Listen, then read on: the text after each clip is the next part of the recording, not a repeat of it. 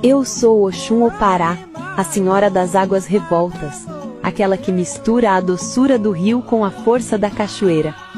Não se engane com o meu brilho dourado, dentro de mim há intensidade, paixão e coragem. Sou a guerreira que luta ao lado de Ogum.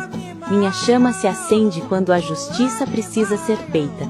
Carrego comigo a beleza e a sensualidade de Oxum, mas também a fúria que rompe as margens quando algo ameaça os meus. Eu sou a força do amor que se transforma em espada, a delicadeza que sabe ser tempestade. Onde eu passo, deixo marcas de encantamento e respeito.